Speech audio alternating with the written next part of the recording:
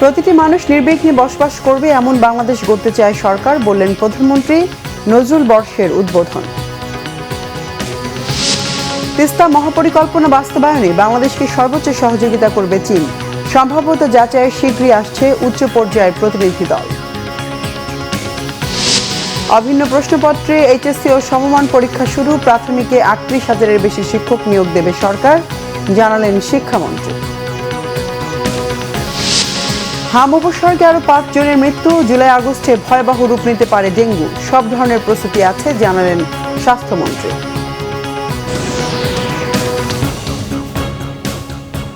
দেখছিলেন সংবাদ শিরোনাম।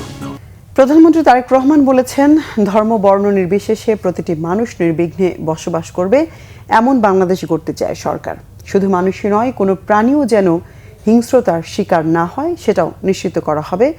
প্রধানমন্ত্রী আরও বলেন, তথ্য প্রযুক্তির অবাধ প্রবাহ, কৃত্রিম বুদ্ধিমত্তার সীমাহীন ইতিবাচক এবং নেতিবাচক প্রভাব নতুন প্রজন্মের সামনে একদিকে যেমন জ্ঞানের দ্বার উন্মোচন করে দিয়েছে, অপরদিকে মূল্যবোধ হারিয়ে বিপদগামী হওয়ার পথও উন্মুক্ত হয়েছে।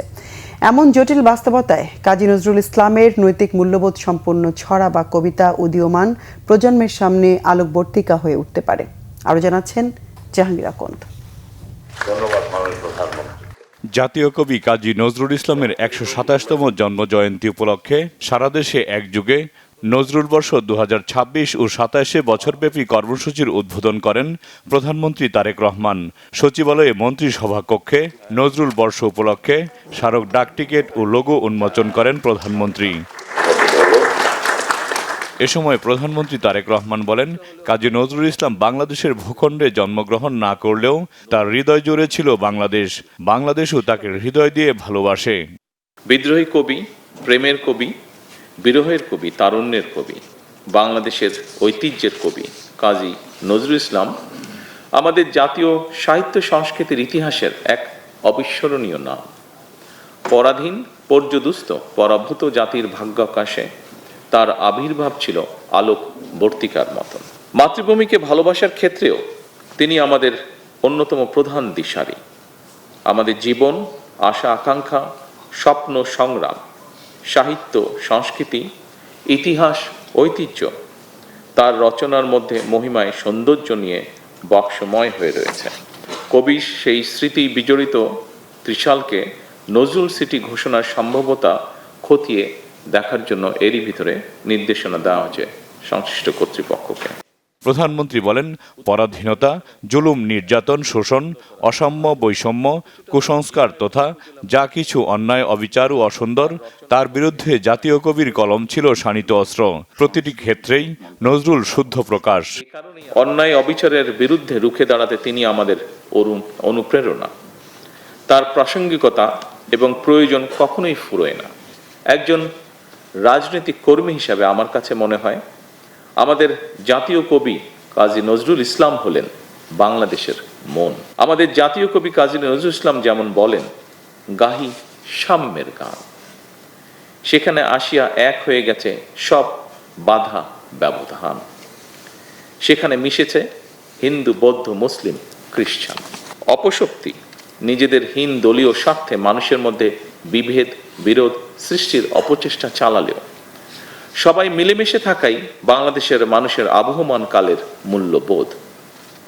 বর্তমান সরকারও এমন এক রাষ্ট্র এবং সমাজ বিনির্মাণের লক্ষ্যে কাজ করছে, যেখানে ধর্ম, বর্ণ নির্বিশেষে প্রতিটি মানুষ নির্বিঘ্নে নিরাপদে বসবাস করবে।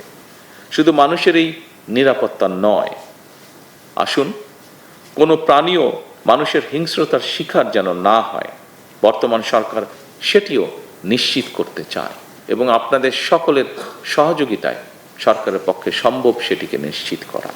জাতীয় কবির জীবন ও কর্মের সঙ্গে গণমানুষ, বিশেষ করে বর্তমান প্রজন্মের সম্পর্ক আরও গভীর ও নিবিড় করার প্রয়োজনীয়তা তুলে ধরেন প্রধানমন্ত্রী। তথ্য প্রযুক্তির অবাধ প্রবাহ, কৃত্রিম বুদ্ধিমত্তার সীমাহীন ইতিবাচক এবং নেতিবাচক প্রভাব আমাদের নতুন প্রজন্মের সামনে একদিকে যেমন জ্ঞানের দ্বার উন্মোচন করে দিয়েছে, অপরদিকে মূল্যবোধ হারিয়ে বিপদগামী হওয়াও পথ উন্মুক্ত করেছে হয়তোবা। এমন একটি জটিল বাস্তবতায় কাজী নজরুল ইসলামের আমি হব সকালবেলার পাখি, সবার আগে কুসুমবাগে উঠব আমি ডাকি এই ধরনের নৈতিক মূল্যবোধ সম্পন্ন ছড়া বা কবিতা আমাদের প্রজন্মের সামনে আশার আলোক পত্রিকা নিয়ে হয়ে উঠতে পারে। কাজী নজরুল ইসলামের সাহিত্য কর্ম ও তার জীবনবোধ মানুষের ঘরে ঘরে পৌঁছে দেওয়ার আহ্বান জানান প্রধানমন্ত্রী তারেক রহমান। জাহাঙ্গীর আকন্দ, বাংলা ভিশন, ঢাকা।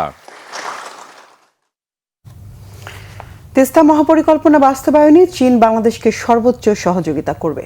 শীঘ্রই সম্ভাব্যতা যাচাই একটি টেকনিক্যাল প্রতিনিধি দল আসছে, জানিয়েছেন ঢাকায় নিযুক্ত দেশটির রাষ্ট্রদূত ইয়াও ওয়েন। সকালে ঢাকায় চীন দূতাবাসে আয়োজিত সংবাদ সম্মেলনে এই কথা জানান দেশটির রাষ্ট্রদূত ইয়াও ওয়েন। বলেন, সম্প্রতি প্রধানমন্ত্রী তারেক রহমানের চীন সফরে দেশটির সঙ্গে বাংলাদেশের সম্পর্ক নতুন উচ্চতায় পৌঁছেছে। সফরটি পারস্পরিক সহযোগিতার ও বিশ্বাসের নতুন পথ তৈরি করেছে। সামনের দিনে দুই দেশের মধ্যে দ্বিপাক্ষিক বাণিজ্য ও সহযোগিতা আরও বাড়বে। প্রতিরক্ষা ও প্রযুক্তি সহ বিভিন্ন খাতে সহযোগিতা অব্যাহত রাখবে।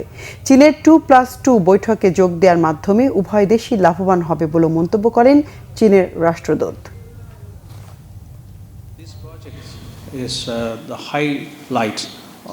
সফরে তিস্তা ব্যারেজ প্রকল্প নিয়ে আলোচনা হয়েছে। চীন কিভাবে সাহায্য করতে পারে তা বলা হয়েছে। ফিজিবিলিটি স্টাডি করতে উচ্চ পর্যায়ের একটি টেকনিক্যাল দলও খুব শিগগিরই আসবে। তিস্তা বাংলাদেশের প্রকল্প, বাংলাদেশের ইচ্ছায় চীন এখানে কাজ করবে।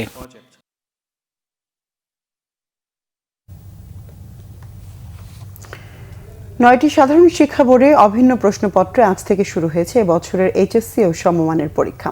সকাল 10টা থেকে পরীক্ষা চলে দুপুর 1টা পর্যন্ত। প্রথম দিনে দেশের 9টি সাধারণ শিক্ষা বোর্ডে বাংলা প্রথম পত্র পরীক্ষা অনুষ্ঠিত হয়। মাদ্রাসা বোর্ডের অধীনে আলিম কোরআন মসজিদ এবং কারিগরি বোর্ডে বাংলা দ্বিতীয় পত্রের পরীক্ষা নেওয়া হয়। 9টি সাধারণ শিক্ষা বোর্ডে অভিন্ন প্রশ্নপত্রে হলো এই পরীক্ষা। 11টি শিক্ষা বোর্ডের অধীনে 9,439টি শিক্ষা প্রতিষ্ঠান থেকে মোট 12,70,583 শিক্ষার্থী পরীক্ষায় অংশ নিচ্ছে। মোট পরীক্ষার্থীর মধ্যে সাধারণ শিক্ষা বোর্ডের অধীনে অংশ নিচ্ছে 10,69,714 জন। মাদ্রাসা শিক্ষা বোর্ড থেকে পরীক্ষা দিচ্ছে 92,905 জন, আর 1,07,964 জন বাংলাদেশ কারিগরি শিক্ষা বোর্ডের অধীনে পরীক্ষা দিচ্ছে। এবার পূর্ণাঙ্গ সিলেবাসে পরীক্ষা অনুষ্ঠিত হচ্ছে। মোট 2,697টি পরীক্ষা কেন্দ্রের সবগুলোকেই সিসিটিভি নজরদারির আওতায় আনা হয়েছে। আদালতে নিয়োগ সংক্রান্ত মামলা নিষ্পত্তি হওয়ায় প্রাথমিক বিদ্যালয়ের প্রধান শিক্ষক নিয়োগ ও পদোন্নতিতে বাধা নেই। সচিবালয়ে এক ব্রিফিংয়ে কথা জানিয়েছেন শিক্ষামন্ত্রী আনম এহসানুল হক মিলন। তিনি জানান, খুব শীঘ্রই শূন্য পদে 36,000-এর বেশি প্রধান শিক্ষককে পদোন্নতি এবং 38,000-এর বেশি শিক্ষক নিয়োগ দেওয়া হবে। একই সঙ্গে প্রাথমিক শিক্ষার মান বাড়াতে শিক্ষকদের প্রশিক্ষণ ও আধুনিক কারিকুলামের পরিকল্পনার কথাও জানান শিক্ষামন্ত্রী। রিপোর্ট রিশান নাসরুল্লাহর। আদালতে মামলা চলমান থাকায় দীর্ঘদিন ধরে শূন্য ছিল দেশের প্রায় 36,000 সরকারি প্রাথমিক বিদ্যালয়ের প্রধান শিক্ষকের পদ। তবে বৃহস্পতিবার শিক্ষক নিয়োগে বাধা নেই বলে রায় দিয়েছেন আপিল বিভাগ।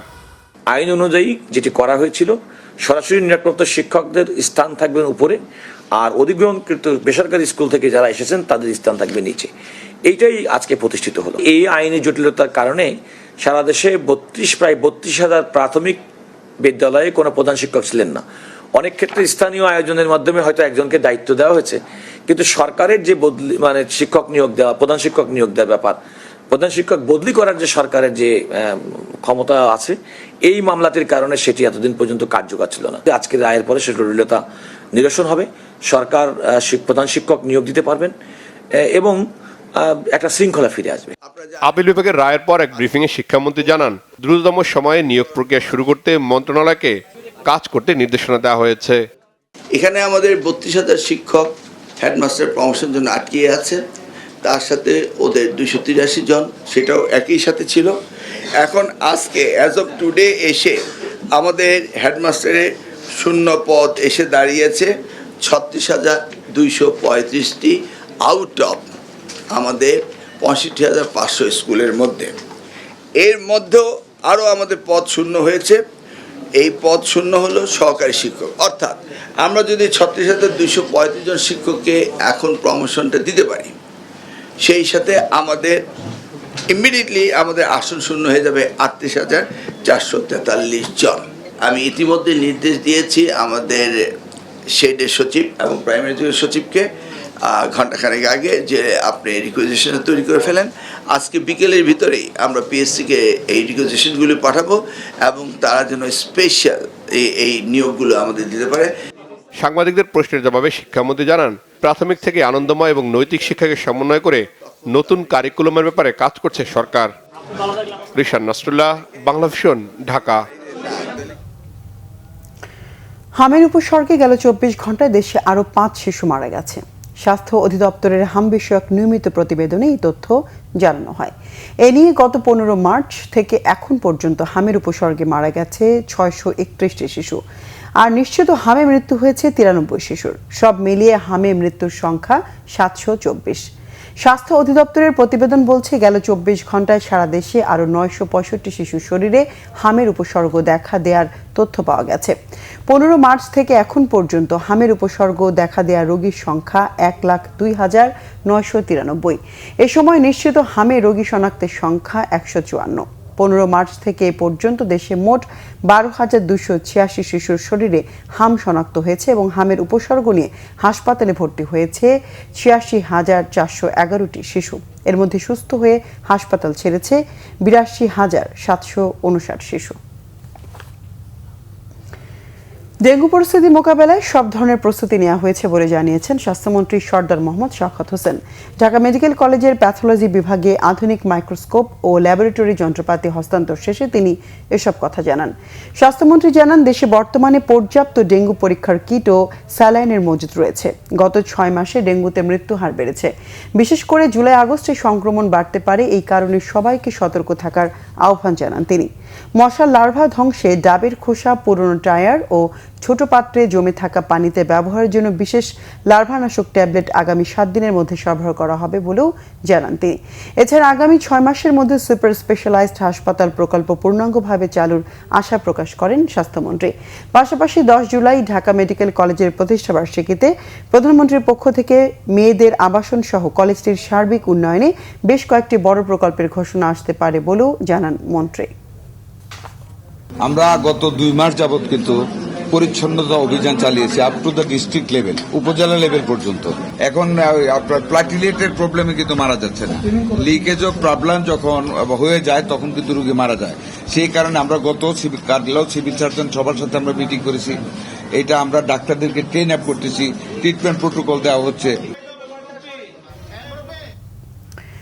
এদিকে ডেঙ্গু পরিস্থিতি মোকাবেলায় স্বাস্থ্য অধিদপ্তরের সক্ষমতা জোরদারে 40,000-এর বেশি ডেঙ্গু পরীক্ষার কিট হস্তান্তর করেছে রেড ক্রিসেন্ট সোসাইটি। দুপুরে রাজধানীর রেড ক্রিসেন্ট সোসাইটির জাতীয় সদর দপ্তরের সংস্থার চেয়ারম্যান ব্যারিস্টার মোহাম্মদ আব্দুস সালাম আনুষ্ঠানিকভাবে স্বাস্থ্য অধিদপ্তরের রোগ নিয়ন্ত্রণ শাখার পরিচালক অধ্যাপক ডাক্তার মোহাম্মদ হালিমুর রশিদের কাছে এসব কিট হস্তান্তর করেন। হালিমুর রশিদ জানান, এবছর ডেঙ্গু পরীক্ষার কিটের ঘাটতির আশঙ্কা ছিল। অনুরোধের প্রেক্ষিতে খুব অল্প সময়ের মধ্যে এই কিটগুলো সরবরাহ করেছে red crescent. Bangladesh red crescent সোসাইটির চেয়ারম্যান বলেন, সরকারের সহায়ক সংস্থা হিসেবে জনস্বাস্থ্য সহ বিভিন্ন মানবিক সংকটে সরকারকে সহযোগিতা করে আসছে সংস্থাটি। গত বছর 30,000 ডেঙ্গু পরীক্ষার কিট দেওয়া হলো, এবছর তা বাড়িয়ে 44,000-এর বেশি কিট সরবরাহ করা হয়েছে। পাশাপাশি হাম সহ অন্যান্য জনস্বাস্থ্য সংকট মোকাবেলায়ও সংস্থাটি সহায়তা অব্যাহত রেখেছে। আমাদের যে রেসপন্সিবিলিটি, সেই রেসপন্সিবিলিটিটাকে আমরা আরও বেশি স্ট্রেনথেন করার জন্য আমরা সবসময় পলিসি আমরা আপডেট করে থাকি। আমাদের আগে যে পরিমাণে যে মেডিকেল ইকুইপমেন্ট এবং সাপ্লাই দেওয়া হয়েছিল তার চেয়ে বেশি আগের বছর আগে যখন দেওয়া হয়েছে 30,000, এইবার আরও 10,000 বাড়িয়ে আমরা 40,000-এ নিয়েছি।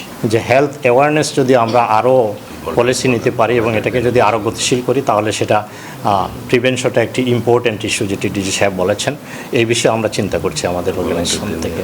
আমরা মোর ভলান্টিয়ার আমরা রিক্রুট করতে যাচ্ছি এবং তাদেরকে প্রপার ট্রেন করারও আমরা ইনিশিয়েটিভ নিচ্ছি, যাতে প্রিভেনশনটাকে আরও শক্তিশালী করা যায়।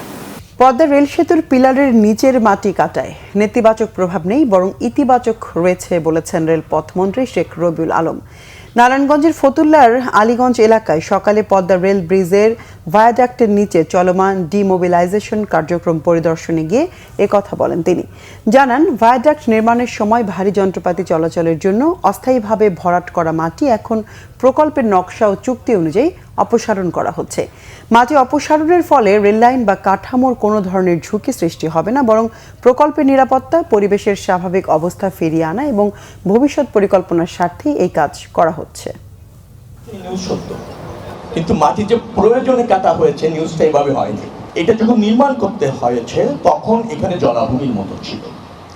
তো ভারী ইকুইপমেন্ট এবং মালামাল আনার জন্য অস্থায়ীভাবে এই ধরনের ভায়াডাক্ট যেখানেই করা হয় না কেন পৃথিবীর, সেখানে কিছু অস্থায়ী ভরাট কনস্ট্রাকশন করা হয়। প্রকল্প শেষ হওয়ার পর সেটা আবার অ্যাজ ইট ইজ জায়গায় নিয়ে যাওয়া হয়। কাজটি যে এই প্রকল্পেরই অংশ, এর সাথে ভায়াডাক্টের নিরাপত্তা হুমকিতে না, বরং নিরাপত্তা রক্ষার্থে এই কাজটা। কারণ এখানে আপনার প্রাকৃতিক পরিবেশটা থাকতে হবে, ন্যাচারাল প্রবাহ অবাধ থাকতে হবে, তার অংশ হিসেবে এই কাজ।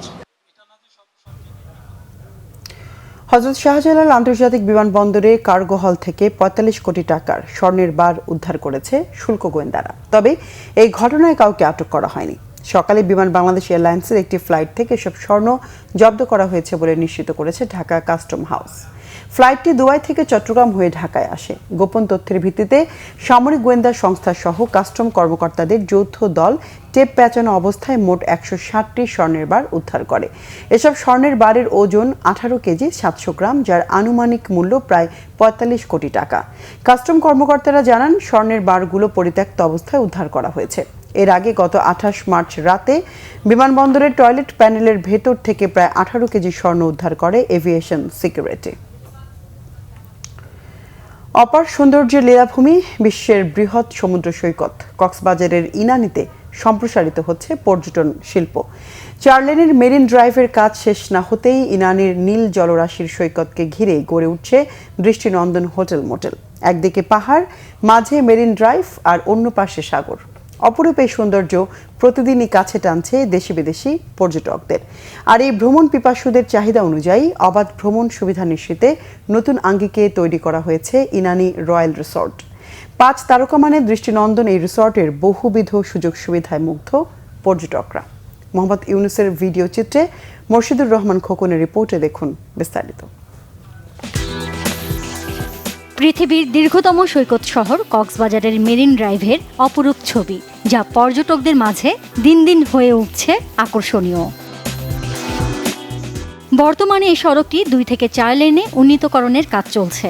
পাশাপাশি সড়কের মাঝে একমাত্র নদী রেজুর খালের ওপর ১ লেনের সেতুর পরিবর্তে তৈরি হচ্ছে ৪ লেনের সেতু। পর্যটকদের অবাধ যাতায়াতের সুবিধা আর ইনানী সৈকতের নীল জলরাশিকে ঘিরে গড়ে উঠছে দৃষ্টিনন্দন হোটেল মোটেলও। পর্যটকদের চাহিদা অনুযায়ী ইনানীর প্রধান সৈকতের পাশেই নতুন আঙ্গিকে করা হয়েছে ইনানী রয়্যাল রিসোর্ট। মেরিন ড্রাইভে সবুজ প্রকৃতির সমারোহে ঘেরা বিশাল এলাকা জুড়ে অবস্থিত রয়্যাল রিসোর্টের অভ্যন্তরে রয়েছে দৃষ্টিনন্দন ৮টি ভবন। দেশি বিদেশি পর্যটকদের জন্য রয়েছে ৫ তারকা মানের হোটেলের আধুনিক সব রকম সুবিধা, সভা সেমিনার সহ নানা অনুষ্ঠানের জন্য 2টি হলরুম, শিশু কিশোরের খেলার জন্য বিভিন্ন রাইড সহ রয়েছে সুইমিং পুলও। আশপাশের এলাকায় ফুল ও ফলের বাগান ছাড়াও রয়েছে বিশাল restaurant, juice bar corner, barbecue এবং গাড়ি পার্কিং সুবিধা। এ ধরনের বহুমুখী সুযোগ সুবিধা থাকায় এই রিসোর্টে দেশি পর্যটকের পাশাপাশি ভিড় বাড়ছে বিদেশি পর্যটকদেরও। মানসম্মত সেবা পেয়ে মুগ্ধ পর্যটকরা। রয়্যাল বিচ রিসোর্টটা খুব ভালো, আমরা গতকাল আসছি। মোটামুটি ওদের সার্ভিস খুব ভালো লাগছে এবং রুমের সার্ভিসও খুব ভালো, সুইমিং পুলে আছে, সব ইনশাল্লাহ ভালোই লাগছে। এখন আমরা মেরিন ড্রাইভ হওয়ার পরে মোটামুটি অনেক ফার্নিশ করার চেষ্টা করছি, এখানে প্রচুর গেস্ট আসতেছে। পাহাড়ার সমুদ্র সৈকতের মেলবন্ধনে গড়ে ওঠা ইনানীর এই রয়্যাল রিসোর্ট দিন দিন আকর্ষণ বাড়াচ্ছে পর্যটকদের মাঝে, জানান পরিচালক। ইনানী রয়্যাল রিসোর্ট, ওখানে আমরা এটা ইকো ফ্রেন্ডলি একটা রিসোর্ট করেছি, যেখানে একটা পর্যটক তার বিনোদনের সবগুলি ব্যবস্থা পাবে। পর্যটক তার সর্বোচ্চ বিনোদনের যেই অনুষঙ্গগুলো দরকার ওগুলো আমরা আশা করি দিতে পারবো, এবং পর্যটকরা তাদের ভ্রমণকে সুন্দর নিরাপদভাবে উপভোগ করে তাদের গন্তব্যস্থলে ফিরে যেতে পারবে। ইনানী এবং মেরিন ড্রাইভে সরকারের পক্ষ থেকে এখানে নিরাপত্তা দেওয়া খুব জরুরি।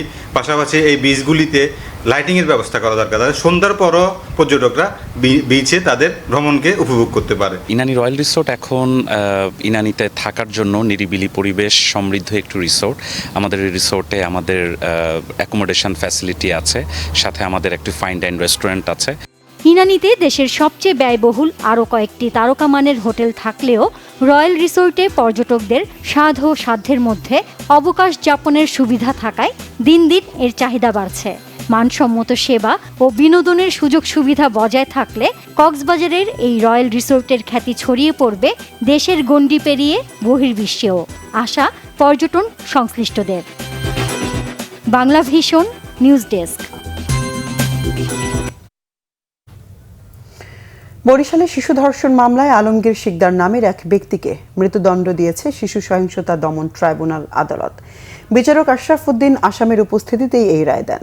মৃত্যুদণ্ডের পাশাপাশি আসামিকে 1 লাখ টাকা জরিমানা দেওয়া হয়। একই সাথে ধর্ষণে জন্ম নেওয়া শিশুর ভরণ পোষণের দায়িত্ব দেওয়া হয়েছে জেলা প্রশাসনের কাছে। রাষ্ট্রপক্ষের আইনজীবী জানিয়েছেন 2023 সালের 3 মার্চ নবম শ্রেণীর ওই মাদ্রাসা শিক্ষার্থী আসামি আলমগীরের বাসায় যায়। সে সময় বাসায় কেউ না থাকায় মেয়েটিকে জোরপূর্বক ধর্ষণ করে আলমগীর। পরবর্তীতে শিশুটি অন্তঃসত্ত্বা হয়ে পড়ে।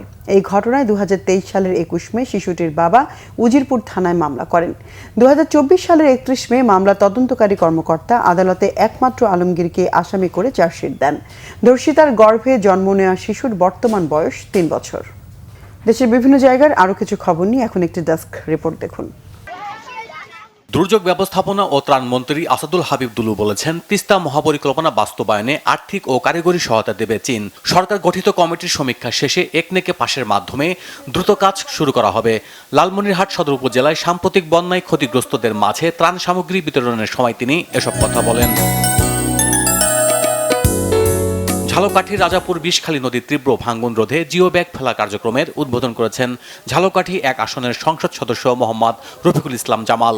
উদ্বোধন অনুষ্ঠানে ভার্চুয়ালি যুক্ত হন পানি সম্পদ মন্ত্রী শহীদ উদ্দিন চৌধুরী অ্যানি। রাজশাহী আরডিএ পার্ক ও পার্ক রেস্ট হাউস উদ্বোধন করেছেন ভূমিমন্ত্রী মোহাম্মদ মিজানুর রহমান মিনু। এই সময় সেখানে ছিলেন রাজশাহী 3 আসনের সংসদ সদস্য অ্যাডভোকেট মোহাম্মদ শফিকুল হক মিলন সহ অন্যরা। বিএনপি চেয়ারম্যানের উপদেষ্টা মণ্ডলীর সদস্য আমানুল্লাহ আমান বলেছেন, বর্তমান সরকার জনবান্ধব সরকার, তাই জনগণের কল্যাণের প্রয়োজনীয় কাজ করে যাচ্ছে সরকার। কেরানীগঞ্জের কালিন্দী ইউনিয়ন পরিষদে অসহায় ও দরিদ্র মানুষের মাঝে বিনামূল্যে জিআর প্রকল্পের চাল বিতরণের সময় তিনি এসব কথা বলেন। ফল উৎসব হয়েছে রংপুরে। সকালে স্থানীয় টাউন হল মাঠে জাতীয়তাবাদী সামাজিক সাংস্কৃতিক সংস্থা রংপুর জেলা শাখার আয়োজনে এতে প্রধান অতিথি ছিলেন জেলা পরিষদ প্রশাসক সাইফুল ইসলাম। দেশীয় ফলের সঙ্গে শিক্ষার্থীদের পরিচিতি ও ফলের পুষ্টিগুণ সম্পর্কে সচেতনতা বাড়াতে ফল উৎসব হয়েছে ঝিনাইদহে। শহরের কলাবাগান ল্যাবরেটরি স্কুলে এতে উপস্থিত ছিলেন স্থানীয় প্রেস ক্লাবের সাধারণ সম্পাদক আমিনুল ইসলাম লিটন সহ অন্যরা। 3 দিনব্যাপী ক্লাইমেট স্মার্ট কৃষি প্রযুক্তির মেলার উদ্বোধন হয়েছে গোপালগঞ্জের টুঙ্গিপাড়ায়। উপজেলা পরিষদ সংলগ্ন মাঠে এ আয়োজনে উপস্থিত ছিলেন উপজেলা নির্বাহী কর্মকর্তা জহিরুল আলম ও অন্যরা। নারায়ণগঞ্জের রূপগঞ্জে অভিযান চালিয়ে মাদক বিক্রি ও সেবনের দায়ে 4 যুবককে বিনাশ্রম কারাদণ্ড দিয়েছেন ভ্রাম্যমাণ আদালত। বিকালে উপজেলা পরিষদ মিলনায়তনে উপজেলা নির্বাহী কর্মকর্তা মোহাম্মদ সাইফুল ইসলাম জয় এই আদেশ দেন। চট্টগ্রামে অবৈধভাবে নির্মাণ করা বহুতল ভবনের বিরুদ্ধে অভিযানে নেমেছে চট্টগ্রাম উন্নয়ন কর্তৃপক্ষ। মহানগরীর কল্পলোক আবাসিক এলাকায় এই অভিযানে ভেঙে দেওয়া হয় অন্তত 6টি বহুতল ভবনের নকশা বহির্ভূত অংশ। Bangla vision news desk. সংবাদ শেষ করব, শিরোনামগুলো আরেকবার জানিয়ে। প্রতিটি মানুষ নির্বিঘ্নে বসবাস করবে এমন বাংলাদেশ গড়তে চায় সরকার, বললেন প্রধানমন্ত্রী নজরুল বর্ষের উদ্বোধন। তিস্তা মহাপরিকল্পনা বাস্তবায়নে বাংলাদেশকে সর্বোচ্চ সহযোগিতা করবে চীন, সম্ভাব্যতা যাচাই শীঘ্রই আসছে উচ্চ পর্যায়ের প্রতিনিধি দল। অভিন্ন প্রশ্নপত্রে এইচএসসি ও সমমান পরীক্ষা শুরু, প্রাথমিকে 38,000-এর বেশি শিক্ষক নিয়োগ দেবে সরকার, জানালেন শিক্ষামন্ত্রী। হাম উপসর্গে আরও 5 জনের মৃত্যু, জুলাই আগস্টে ভয়াবহ রূপ নিতে পারে ডেঙ্গু, সব ধরনের প্রস্তুতি আছে, জানালেন স্বাস্থ্যমন্ত্রী।